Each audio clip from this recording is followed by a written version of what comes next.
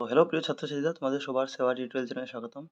Friends, আজকে আমরা discuss করব তোমাদের ক্লাস 9 এর অনুশীলনী 1.1 ম্যাথসের। ঠিক আছে? এর আগে আমি চ্যাপ্টার R1টা দিয়ে দিয়েছি আপলোড করে, তোমরা প্লেলিস্ট থেকে সেটাও দেখে নিবে। তো দেখো 1.1 এ প্রথম কোশ্চেনটা বলছে 0 কি একটি পরিমেয় সংখ্যা? তুমি কি এটাকে p বাই q আকারে লিখতে পারো? এখানে p এবং q অখণ্ড সংখ্যা এবং q নট ইকুয়াল টু 0। তো তোমরা যদি পড়েছো আগের ক্লাসগুলোতে যে পরিমেয় সংখ্যা কাকে বলে? তো পরিমেয় সংখ্যা বলে, বা আমি R1 চ্যাপ্টারে এক্সপ্লেন করেছিলাম প্রথম দিকে হয়তো। তো পরিমেয় সংখ্যা তাকে বলে যে সংখ্যাকে পি বাই কিউ আকারে প্রকাশ করা যায়। এর মানে পি বাই কিউ আকার মানে কি? এর মানে ধরে নাও পি মানে উপরে কিছু সংখ্যা আছে যাকে লব বলি আমরা উপরেরটাকে, ঠিক আছে? ভগ্নাংশের উপরেরটাকে লব বলি, নিচেরটাকে হর বলি। তো যেমনি 2/3, 5/4, উপরে কিছু সংখ্যা নিচে কিছু সংখ্যা থাকলে এটাকে আমি পি বাই কিউ আকার বলতে পারি। তো আমাকে বলছে কি তুমি জিরোকেও এরকম আকারে প্রকাশ করতে পারবে কি? এটাই বলতে আছে। তো হ্যাঁ পারবো, কারণ জিরোর নিচেও মনে মনে ওয়ান আছে। যে কোনো সংখ্যার নিচে যদি মনে মনে ওয়ান থাকে, তো এটা আমরা পি বাই কিউ আকারে প্রকাশ করতে পারি না? হ্যাঁ, যেটা আমি যদি আমি জিরো লিখলাম, দেখো ফ্রেন্ডস, যখন আমি জিরো লিখছি, তো জিরোর তলে জিরোর নিচে কি আছে মনে মনে? জিরোর নিচে মনে মনে ওয়ান আছে। যে কোনো সংখ্যার নিচে মনে মনে ওয়ান। আর যখন জিরোর নিচে ওয়ান আছে মনে মনে, তো জিরোকে যদি আমি পি ধরি, উপরেটাকে পি বলে আর নিচেরটাকে কিউ, তো পি বাই কিউ রূপে প্রকাশ তো করতে পারলাম। তো আরামসে জিরোকে পারবো। আর পি বাই কিউ রূপে যখন প্রকাশ করবে কোনো সংখ্যাকে, এটাকে পরিমেয় সংখ্যা বলে। আর পরিমেয় সংখ্যার মধ্যে কিউ কখনো জিরো থাকে না। এর জন্য এরকম লেখা হয় Q not equal to zero. এর অর্থ কি? নট ইকুয়াল টু মানে কিউ এর ভ্যালু জিরো হবে না, ঠিক আছে? আর কিউ ইকুয়াল টু জিরো বললে মানে কিউ এর জিরো ভ্যালু, মানে কি কিউ এর ভ্যালু জিরো হতো, মানে নিচে আমি জিরো লিখতে পারতাম। কিন্তু তারা বলছে Q not equal to zero মানে কিউ এর ভ্যালু কোনোদিন জিরো হবে না। কিউ এর মান কোনোদিন নিচে কোনোদিন জিরো হবে না। উপরে পি জিরো হতে পারে কিন্তু কিউ হবে না, এটা মনে রাখবে, ঠিক আছে? তো আমরা এখানে কিছু লিখবো না। আনসারটা এরকম লিখবো যে হ্যাঁ, জিরো একটি পরিমেয় সংখ্যা, কারণ জিরোকে আমরা পি বাই কিউ আকারে লিখতে পারি। কেমনে লিখতে পারি? তো যেমন 0/1, 0/2 বা 0 বাই, ওখানে মাইনাসও হতে পারে সংখ্যা, তো -1, -2 সব হতে পারে। তো আমি জাস্ট একটা এক্সাম্পল উদাহরণ দেওয়ার জন্য -3 লিখলাম, ঠিক আছে? তো যেখানে Q not equal to zero, ঠিক আছে? এটা তোমাদের ভয় পাওয়ার কিছু নেই, এগুলো এমসিকিউ কোশ্চেন এক্সামে আসে। জিজ্ঞেস করবে যে জিরো কে পরিমেয় সংখ্যা, হ্যাঁ না না, ঠিক আছে, এরকম বা অন্যভাবে। তো এটা হয়ে গেল। এখন 2 নম্বর কোশ্চেনটা দেখো। 2 নম্বর কোশ্চেন কি বলছে? বলছে 3 এবং 4 এর মধ্যবর্তী 6টি পরিমেয় সংখ্যা। এই অঙ্কটা ইম্পর্টেন্ট। যে 3 আর 4 এর মধ্যবর্তী 6টা পরিমেয় সংখ্যা। কয়টা? 6টা। তো দেখো এটা কেমনে করবে ফ্রেন্ডস? এটা করার জন্য তোমাদেরকে কার কার মধ্যে বলেছে 3 ও 4, তো তো তুমি একদিকে 3 লিখলে, একদিকে আমি 4 লিখলাম, ঠিক আছে? বোঝাবার জন্য বলছি। এখন দেখো 3 আর 4 এর মধ্যে কয়টা পরিমেয় সংখ্যা বলেছে? 6টা। এখন যদি 6টা বলে নাও, তো তুমি 6টার থেকে একটা বেশি নেওয়ার চেষ্টা করো। তুমি এক কাম করো, 7টা নেওয়ার চেষ্টা করো। এখন 7টা যেটা নিবে, আমরা জানি যে এই 3 আর 4 কে আমরা পি বাই কিউ রূপে কেমনে প্রকাশ করব? তো যেরকম 0 কে প্রকাশ করেছিলাম, 0 নিচে মনে মনে 1 ছিল। এরকম 3 নিচেও তো মনে মনে 1 আছে তো। 3 নিচে মনে মনে 1 আছে। আর এই যে 4 আছে তার নিচেও মনে মনে 1 তো আছেই। তো এখন এক কাম করো, 3 কে তুমি, আমি কি বললাম 6টা পরিমেয় সংখ্যা বললে তুমি 7টা নেবে। মানে 7 দিয়ে পূরণ করবে। উপরে নিচে দুটোটাকে 7 দিয়ে পূরণ করে দাও। তো উপরে নিচে যেটা মনে মনে 1 আছে এটা 7 দিয়ে পূরণ করো, আর উপরে 3 দিয়ে 7 দিয়ে পূরণ করো। তো পূরণ করলে কি হবে? 3 7 21 পাবে। আর নিচে 7 একে 7 পাবে। ঠিক আছে? এখানে সেম পূরণ করো। তো আমরা বলেছিলাম 6টা থাকলে 7টা একটা বেশি দিয়ে পূরণ করব। তো এখানে 7 দিয়ে পূরণ করো, নিচে দিয়ে 7 দিয়ে পূরণ করো। তো নিচে 7 থেকে 7 হবে, আর 4 7 28। মানে বেসিক্যালি আমার প্রয়াস, আমি চেষ্টা করেছিলাম যে তোমার হরটা সমান বানাবো, মানে কিউটা সমান বানাবো। ঠিক আছে? পি আলাদা থাকলেও কিউটা সমান বানাতে চেষ্টা করবে। তো আমি কিউটা 7 7 বানালাম সমান। তুমি যদি 7 না নিয়ে এখানে 10 নিতে, তবু 10 একে 10, এখানে 10 একে 10 হতো। তবু কোনো প্রবলেম নেই। তুমি মানে 6টা বললে 6 থেকে বেশি। 6 থেকে বেশি বলে 7টা, 8টা, 9টা, 10টা, 11টা যতটা ইচ্ছা নিতে পারো। তো 7 নিলাম, কারণ 6 থেকে বেশি 7 হয়, এটা সবচেয়ে সোজা হবে। এখন তোমাকে বলেছিল যে 3 এবং 4 এর মধ্যে 6টি পরিমেয় সংখ্যা। তো লাস্টে লিখে দিবে অতএব 3 এবং 4 এর মধ্যে, টাটা ফ্রেন্ডস আমি লিখে ফেলেছি তোমাদের সময় যাতে কম লাগে এর জন্য। তো 3 এবং 4 এর মধ্যবর্তী 6টি পরিমেয় সংখ্যা হলো বলে সমানচিহ্ন দিয়ে, তোমার যদি জায়গা থাকে দিয়ে লিখবে, আমি জায়গার নিচে লিখছি। কি কি দেখো, এখন 22/7, 23/7 থেকে 27/7 কেন এরকম লিখলাম? তো দেখো তোমাদের 21/7 ছিল, একটা একটা ছিল 28/7।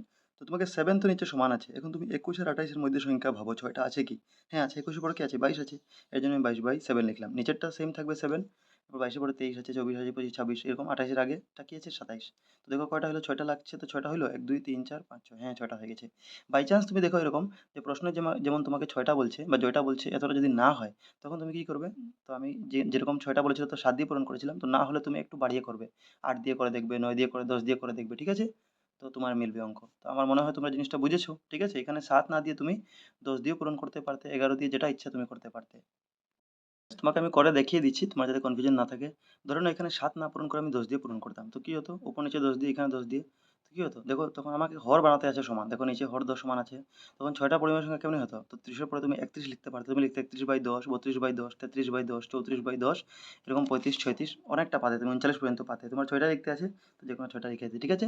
তো যেকোনো সংখ্যা দিয়ে তুমি করতে পারবে। মানে প্রশ্নটা হলো মেইন যে 6টা বললে তার থেকে উপরে নিবে, ঠিক আছে? যদি 5টা বলে তো তার থেকে উপরে নিবে, এটাই কথা, আর কিছু না। এরপরের প্রশ্ন দেখো ফ্রেন্ডস, বলছে নাম্বার 3টা, বলছে 3/5 এবং 4/5 এর মধ্যবর্তী 5টা পরিমেয় সংখ্যা। তো তোমাকে 5টা পরিমেয়, আগেরটার মধ্যে 6টা ছিল, তো 6 থেকে বড় আমি 7 নিয়েছিলাম, বা তুমি, আমি দেখালাম তোমাকে 10ও নিতে পারতে, 8ও নিতে পারো, 9, যে কোনো ইচ্ছা। এখানে 5টা বলেছে, তো 5 থেকে একটা কিউ নিতে পারো, 6 নিতে পারো, তো 5 বড় 6। তো এখানে তো আরও সুবিধা, কারণ আগেরটাতে 3/4 ছিল, তো 3 নিচে মনে মনে 1 ধরতে হয়েছিল, এখন তো উপর নিচে দেওয়া আছে তোমার আগের থেকে। আর 5টা বলেছে, তো 6 দিয়ে পূরণ করবো, তো আমি একবার 3/5 কে 6 দিয়ে উপর নিচে পূরণ করবো, 4/5 কেও 6 দিয়ে পূরণ করবো। তো দেখো 3/5 কে 6 দিয়ে পূরণ করবো উপর নিচে, এখানে 6 দিয়ে পূরণ করবো। তো পূরণ করলে কি হয়, 3 6 18, এই যে 5 6 30, আর এখানে 5 6 30, 4 6 24, ঠিক আছে? এখন 18/30 আর 24/30 এর মধ্যে পরিমেয় সংখ্যা কি আছে? 6টা, 5টা। দেখো 5টা পরিমেয় সংখ্যা লিখে দিয়েছি, 3/5 এবং 4/5 এর মধ্যে থেকে 5টি পরিমেয় সংখ্যা হলো 19/30, কারণ 18 পরে 19 আসছে, 19/30, এরকম 20/30, 21/30, 23/30, ঠিক আছে? তো এরকম তোমাদের অঙ্কটা হয়ে গেল। একটা প্রশ্ন দেখো ফ্রেন্ডস, বলছে নিচের উক্তিগুলো সত্য না অসত্য বলো, তোমার উত্তরের সপক্ষে যুক্তি দাও। তো এই যুক্তিগুলো অ্যাকচুয়ালি লাগে না এক্সামে, আজকাল তোমাদের যেটা হাফ ইয়ারলি অ্যানুয়াল হচ্ছে, এটা 45-45 মার্কে এমসিকিউ আসছে, তো এখানে এই যুক্তিগুলা এত দরকার নেই, তবু তোমাদেরকে বলে দিব মুখে, তোমরা জেনে নিবে। বাকি এখানে মেনলি সত্য সত্যই আমরা বলবো। তো প্রত্যেক স্বাভাবিক সংখ্যা একটা পূর্ণ সংখ্যা, এটা সত্য না অসত্য? তো বলছে প্রত্যেক স্বাভাবিক সংখ্যা, দেখো ফ্রেন্ডস, স্বাভাবিক সংখ্যা 1 থেকে শুরু হয়, দেখো আমি এটা লিখে রেখেছি তোমাদের সুবিধার জন্য। স্বাভাবিক সংখ্যা, যার অন্য নাম প্রাকৃতিক সংখ্যা বা ইংলিশে তাকে ন্যাচারাল নাম্বার বলে, এটা শুরু হয় 1 থেকে, 1 2 3 4 5, দুনিয়ার যত সংখ্যা পজিটিভ নাম্বার, সব ধনাত্মক সংখ্যাগুলা প্রাকৃতিক সংখ্যা। আর পূর্ণ সংখ্যা শুরু হয় 0 থেকে, 0 1 2। তো স্বাভাবিক আর পূর্ণর মধ্যে তফাৎ কি? যে স্বাভাবিক সংখ্যা আর পূর্ণ সংখ্যা মধ্যে তফাৎ হচ্ছে, স্বাভাবিক সংখ্যা 0 থেকে শুরু হয় না, 1 থেকে শুরু হয়, আর পূর্ণ সংখ্যা 0 থেকে শুরু হয়। কিন্তু আমাকে যদি বলছে, এখানে প্রশ্ন যেখানে বলছে যে প্রত্যেক স্বাভাবিক সংখ্যা একটা পূর্ণ সংখ্যা, তো যতটা স্বাভাবিক সংখ্যা, স্বাভাবিক সংখ্যা শুরু হয় কয় থেকে, 1 থেকে, তো যতটা 1 থেকে শুরু হয় সংখ্যা আছে, সবটা কি একটা পূর্ণ সংখ্যা? তো এটা উত্তর হ্যাঁ হবে। কারণ দেখো তুমি, যে পূর্ণ সংখ্যার মধ্যেও তো 1 আছে, হ্যাঁ এটা অন্য কথায় 0 আছে, কিন্তু 0 যদি ছাড়ে দাও, তো আমাকে বলছে যে প্রত্যেক পূর্ণ সংখ্যা একটা স্বাভাবিক সংখ্যা, হ্যাঁ হতে পারে, কারণ প্রত্যেক পূর্ণ সংখ্যার মধ্যে এইগুলো তো আছেই, আর স্বাভাবিকের মধ্যে এটা আছে, তো এটা শুদ্ধ হবে। আনসারটা কি হবে তোমাদের? সত্য লিখবে, ঠিক আছে? শুদ্ধ। কেন কেন যদি বলে উত্তরটা বলতে যাও, তো তুমি বলবে যে, এটাই বলে দিবে যে আমরা জানি যে পূর্ণ সংখ্যা 0 থেকে আরম্ভ হয়, এবং পূর্ণ সংখ্যা 0 থেকে আরম্ভ হয়, 1 2 3 4 এরকম চলতে থাকে, এবং স্বাভাবিক সংখ্যাও 1 2 3 থাকে। তো আমরা বলতে পারি যে উভয়ই এই সংখ্যাগুলো থাকে। তো এটা সত্য, ঠিক আছে? উভয়ের মধ্যেই 1 2 3 4, বা অতটা না বলে তুমি লিখবে যে যেহেতু স্বাভাবিক সংখ্যা এবং পূর্ণ সংখ্যা উভয়ের মধ্যেই 1 2 3 4 5 এই সংখ্যাগুলো থাকে, ঠিক আছে? ডট ডট ডট দিয়ে, অতএব এটা সত্য। এরপর দেখো নেক্সটটা, প্রত্যেক, কিন্তু এই প্রশ্নটা তোমাকে ঘুরিয়ে দিতে পারে এক্সামে, বলবে প্রত্যেক পূর্ণ সংখ্যা একটা স্বাভাবিক সংখ্যা। যদি বলে দিত যে প্রত্যেক পূর্ণ সংখ্যা শুরু হয় 0 থেকে, আর যদি বলতো প্রত্যেক পূর্ণ সংখ্যা একটা স্বাভাবিক সংখ্যা, এটা কি হতো? না, এটা ভুল হতো। কারণ পূর্ণ সংখ্যা, সব পূর্ণ সংখ্যা স্বাভাবিক সংখ্যা না, কারণ আমরা দেখলাম যে পূর্ণ সংখ্যার মধ্যে 0 আছে, 0 তো স্বাভাবিক সংখ্যা না, ঠিক আছে? তো এটা খেয়াল করে উল্টিলে এটা অসত্য হবে। এরপর দেখো প্রত্যেক অখণ্ড সংখ্যা একটা পূর্ণ সংখ্যা। তো প্রত্যেক অখণ্ড সংখ্যা একটা পূর্ণ সংখ্যা কি? তো অখণ্ড সংখ্যা কাকে বলে প্রথম বুঝো। অখণ্ড সংখ্যা মানে দেখো 0 1, 0 থেকে শুরু হয়, 1 2 3 4 সব ধনাত্মক ভ্যালু, পজিটিভ ভ্যালুগুলা, কিন্তু নেগেটিভ ভ্যালুগুলাও আবার অখণ্ড সংখ্যা হতে পারে, -1 -2 -3 এগুলো অখণ্ড হতে পারে। তো আমাকে বলছে প্রত্যেক অখণ্ড সংখ্যা পূর্ণ সংখ্যা। পূর্ণ সংখ্যা আমরা জানি 0 থেকে শুরু হয়, 1 2 3 4 যায়, এটা কোনো মাইনাস থাকে না, পূর্ণ সংখ্যা কোনো মাইনাস হয় না, কিন্তু অখণ্ড সংখ্যায় মাইনাস হয়। আর আমাকে বলছে প্রত্যেক অখণ্ড সংখ্যা একটা পূর্ণ সংখ্যা, এটা ভুল হবে, কারণ অখণ্ড সংখ্যার মধ্যে মাইনাস ভ্যালু আছে, পূর্ণ সংখ্যার মধ্যে নেই, তো এটা ভুল হবে, অসত্য হবে। তো এটা আনসার কি লিখবে তোমরা? তোমরা লিখে দেবে অসত্য, ঠিক আছে? কারণ কারণ অখণ্ড সংখ্যার মধ্যে ঋণাত্মক সংখ্যা থাকে, কিন্তু পূর্ণ সংখ্যার মধ্যে ঋণাত্মক সংখ্যা থাকে না, এটা বলে দিবে, ঠিক আছে? এরপর দেখো নেক্সট, প্রত্যেক পরিমেয় সংখ্যা একটা পূর্ণ সংখ্যা। তো পরিমেয় সংখ্যা পি বাই কিউ রূপে প্রকাশ করা যায়, যেমন ধরে নাও একটা সংখ্যা 1/2, এটা আমাকে পি বাই কিউ রূপে প্রকাশ করতে পারছি, ঠিক আছে? যেখানে কিউ নট ইকুয়াল টু 0, তো কিউ এর ভ্যালু নিচে 0 নেই, 2 আছে, তো ঠিকই আছে। তো প্রত্যেক পরিমেয় সংখ্যা একটা পূর্ণ সংখ্যা হবে কি? তো পূর্ণ সংখ্যা শুরু হয় 0 থেকে, 0 1 2 3 4, তো এটা তো এই রূপে থাকে না, ঠিক আছে? তো এটা অসত্য হবে। এটা কি হয়ে যাবে? এটাও অসত্য হয়ে যাবে, কারণ প্রত্যেকটাকে আমি পি বাই কিউ রূপে প্রকাশ করতে পারবো না। তো এটার সঙ্গে তোমাদের 1.1 অনুশীলনী শেষ হয়ে গেল।